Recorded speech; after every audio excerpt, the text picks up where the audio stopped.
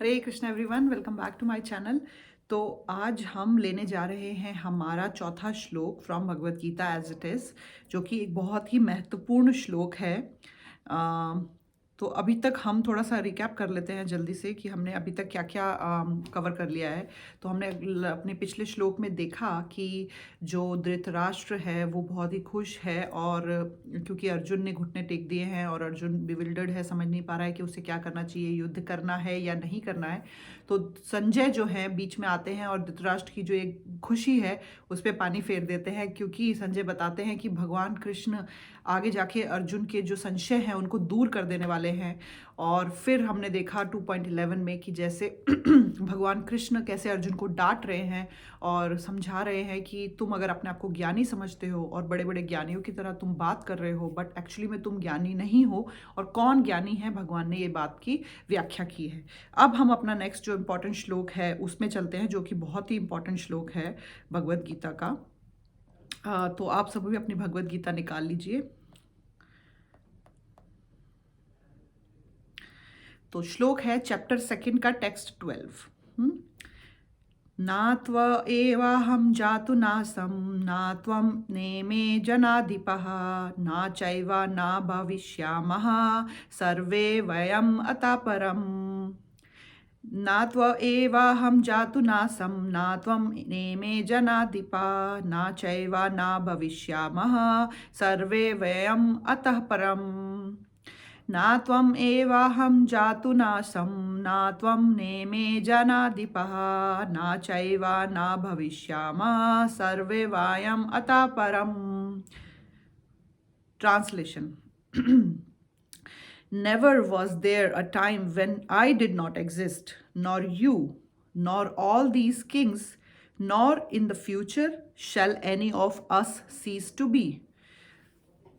तो भगवान एक्चुअली में बहुत ही सिंपल बट बहुत ही डीप अंडरस्टैंडिंग है इस श्लोका की।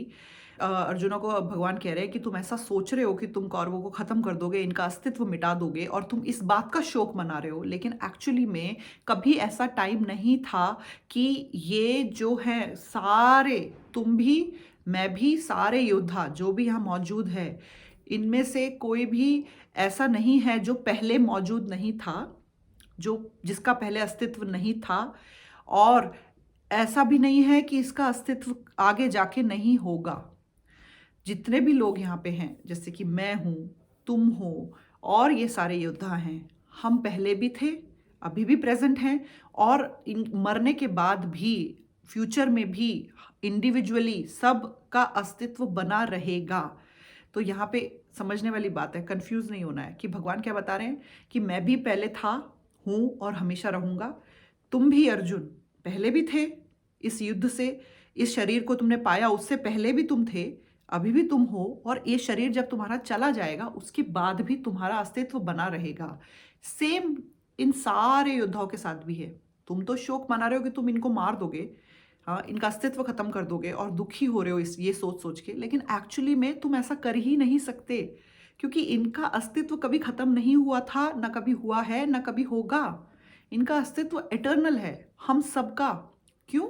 क्योंकि अहम ब्रह्म अस्मि, हम एक आत्मा हैं, राइट। तो ये बात हम आगे जाके डिस्कस करेंगे, बट अभी इस श्लोक में जो भगवान बता रहे हैं उस पे हम ज़्यादा फोकस करेंगे कि भगवान यहाँ पे बता रहे हैं कि एवरी इंडिविजुअल, इनकी इंडिविजुअलिटी को, इनके अस्तित्व को तुम खत्म नहीं कर सकते हो। तो शोक मनाए किसी चीज़, किस बात कर रहे हो? ये पहले भी थे, अभी भी है, और मरने के बाद भी ये रहेंगे। इस शरीर से पहले, अभी और बाद में, हर वक्त एटर्नली ये एवरी इंडिविजुअल सोल जो यहाँ पे मौजूद है युद्ध के टाइम पे, इनका अस्तित्व नहीं खत्म होगा। यहाँ पे भगवान एक्चुअली बहुत ही एक इम्पॉर्टेंट क्या बोल सकते हैं, तर्क दे रहे हैं। बहुत ही इंपॉर्टेंट भगवान ने एक एग्रीमेंट दे दिया, एग्री कर दिया किस बात को लेके, कि जो मायावादी फिलोसोफर्स होते हैं वो क्या कहते हैं कि मरने के बाद जब शरीर छूट जाता है तो आत्मा परमात्मा में मिल जाती है। जैसे एक नदी ओशियन में, सागर में जाके जुड़ जाती है, तो उस नदी का अस्तित्व खत्म हो जाता है। आत्मा जब परमात्मा में मिल जाती है तो आत्मा का अस्तित्व खत्म हो जाता है, वो परमात्मा का ही एक हिस्सा बन जाती है।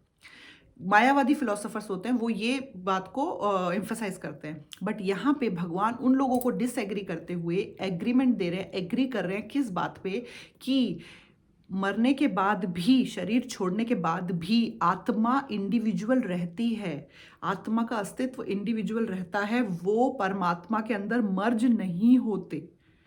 हाँ, बहुत से लोग ऐसे सोचते हैं कि अरे जो करना है कर लो, जिंदगी जितनी जीनी है जी लो, उसके बाद मरने के बाद तो हमको ब्रह्म में मिलना ही है। लेकिन ऐसा नहीं होता।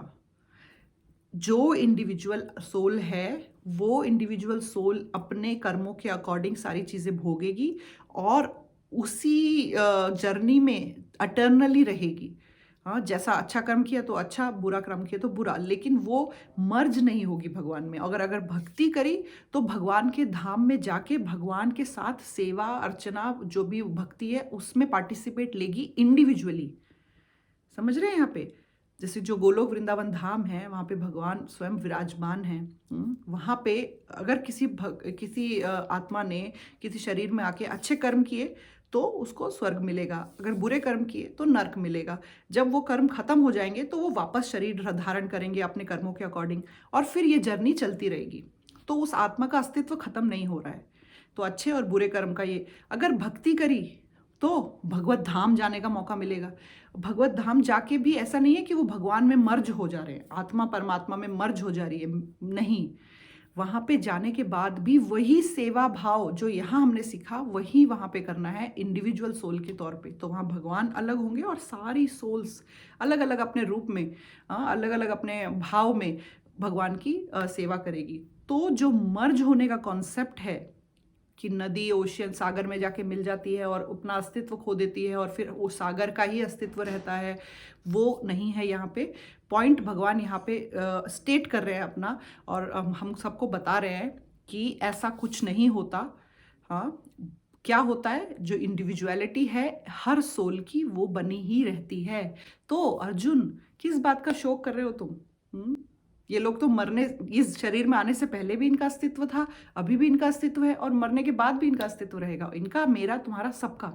खैर, भगवान जो हैं उनका बॉडी को हम इन जो और बाकी लोगों की बॉडी से कंपेयर नहीं कर सकते, क्योंकि जो कृष्ण हैं उनकी बॉडी स्पिरिचुअल है। उनकी बॉडी 5 भूतों से बनी हुई नहीं है जैसे हमारी है। उनकी बॉडी सच्चित आनंद, सत चित और आनंद से बनी हुई है। तभी तो बोलते हैं ना, ईश्वरम परम कृष्णा सच्चिदानंद विग्रह आदिर अनादिर गोविंदा सर्व कारण कारणा। मतलब परम भगवान है श्री कृष्ण, सबसे बड़े कंट्रोलर। एक तो होता है ईश्वरम, ईश्वर सब है, कंट्रोलर सब है, हम भी छोटी छोटी चीज़ों को कंट्रोल करते हैं, बट ब्रह्मा जी यहाँ पे स्टेट कर रहे हैं परम कृष्णा, ईश्वरम परम कृष्णा। हाँ, तो सबसे बड़े कंट्रोलर कौन है? कृष्ण है। और सच्चित आनंद विग्रह, उनका जो फॉर्म है वो किसी मटेरियल मैटर का बना हुआ नहीं है, धातु का बना हुआ नहीं है, वो सत चित और आनंद, उसके ये 3 चीज़ों का बना हुआ है भगवान का जो शरीर है, बॉडी है, और वो ट्रांसेंडेंटल है। हाँ, वो स्पिरिचुअल है कंप्लीटली। तो तभी तो जब भगवान यहाँ पे भगवत गीता, आप इमेजिन करिए, भगवान ने भगवत गीता बोली और सब दुनिया, ब्रह्मांड, हर जगह भगवत गीता का विख्यात है, सब लोग सुन रहे हैं, अपने जीवन में इम्प्लीमेंट कर रहे हैं और सक्सेसफुल हो रहे हैं। भगवान यहाँ पे बता रहे हैं कि हर सोल की इंडिविजुअलिटी बनी रहती है। मैं भी था, मैं भी हूँ और रहूँगा, तुम भी थे, हो और रहोगे, और ये सब योद्धा भी। लेकिन गलती से भी हमें भगवान की इंडिविजुअलिटी को, ऑर्डिनरी जो लोग हैं, वैसा नहीं समझना। हमें भगवान को एक ऑर्डिनरी सोल नहीं समझना। अगर कृष्णा एक ऑर्डिनरी सोल हैं तो हम क्यों भगवत गीता सुन रहे हैं? हम क्यों उनके बोले हुए शब्दों को, उनकी वाणी को सुन के, श्लोक पढ़ के अपने जीवन को बेहतर बनाने की कोशिश कर रहे हैं? क्योंकि कृष्णा, जैसे कि मैंने बताया, ब्रह्मा जी ने क्या कहा, ईश्वरम परम कृष्णा सच्चिदानंद विग्रह आदिर अनादिर गोविंदा सर्व कारण कारणा। सभी कारणों के कारण हैं भगवान श्री कृष्ण स्वयं। तो वो कोई ऑर्डिनरी सोल नहीं है। ये ध्यान में रखते हुए हमें भगवत गीता पढ़नी है, वरना तो फिर हमारा भगवत गीता पढ़ने का फायदा ही क्या हुआ? कोई ऑर्डिनरी सोल, किसी ऑर्डिनरी व्यक्ति ने कोई बात कही तो उसको इतना इम्पोर्टेंस नहीं मिलेगा, और यहाँ पे स्वयं भगवान कुछ कह रहे हैं तो वो हमारे जीवन में बहुत ही ज़्यादा इम्पॉर्टेंट है। यहाँ पे मायावादी फिलोसोफर्स जो हैं वो एक बात ये भी कह सकते हैं कि जो यहाँ पे भगवान बात कर रहे हैं कि मैं भी था और तुम भी थे और ये सब योद्धा भी थे और हैं और रहेंगे, ये भगवान बॉडी के बारे में बात कर रहे हैं। ये शरीर के बारे में बात हो रही है। लेकिन यहाँ पे इजीली हम समझ सकते हैं कि इससे पहले वाला जो श्लोका था 2.11, उसमें भगवान ने अर्जुना को साफ साफ क्लियर कर दिया है कि अर्जुना तुम कैसे बेवकूफ़ों वाली बातें कर रहे हो। तुम अपने आप को कह तो रहे हो कि तुम बहुत बड़े लर्नड हो, ज्ञानी हो, लेकिन बातों से तुम लग नहीं रहे हो। क्यों? क्योंकि भगवान ने बताया कि ज्ञानी व्यक्ति वही है जो बॉडी और सोल में डिफरेंस जानता है और दोनों के बारे में सब कुछ जानता है और उनके कनेक्शन के बारे में जानता है, राइट। तो वो भगवान ने पहले ही श्लोका में क्लियर कर दिया है कि जो सोल है वो एटर्नल है।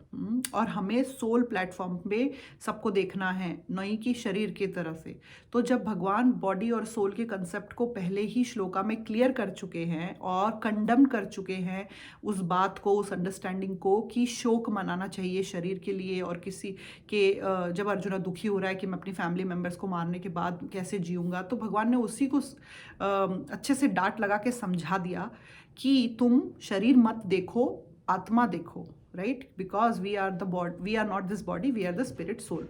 तो भगवान जब एक श्लोक पहले सारी चीज़ क्लियर कर चुके हैं तो इस सेकंड श्लोक में फिर भगवान बॉडी के बारे में क्यों बात करेंगे। तो ये बात जाहिर है, इजी टू अंडरस्टैंड, कि भगवान यहाँ पे भी बॉडी के बारे में बात नहीं कर रहे हैं, सोल प्लेटफॉर्म पे ही बात कर रहे हैं जो कि एटर्नल है, और ईजीली बता रहे हैं बहुत ही आसान शब्दों में कि जो आत्मा है वो पहले भी थी, है और रहेगी। इसीलिए उसी श्लोक को कंटिन्यू करते हुए 2.11 को भगवान बता रहे हैं, इसीलिए अर्जुन तुमको शोक करने की जरूरत नहीं है। क्योंकि इनका अस्तित्व खत्म ही नहीं हो रहा है। जब अस्तित्व खत्म नहीं हो रहा है तो तुम क्यों शरीर के लिए सोच के शोक मना रहे हो कि मैं शरीर को मार रहा हूँ। शरीर खाली बदल रहा है, लेकिन एक्चुअली में जो आत्मा है वो तो, उसका अस्तित्व तो बना ही हुआ है ना। तो हम आगे वाले श्लोक में पढ़ेंगे, तो वो मैं अभी नहीं बोलना चाहती हूँ कि इसको कंटिन्यू करते हुए भगवान और क्या बताते हैं। तो इस श्लोक में हमने ये समझ लिया कि इंडिविजुअलिटी हर सोल की बनी रहती है, अस्तित्व खत्म नहीं होता क्योंकि वो एटर्नल है और वो कभी मर्ज नहीं होते परमात्मा में, सोल्स जो है, और उनका अस्तित्व नहीं खोती।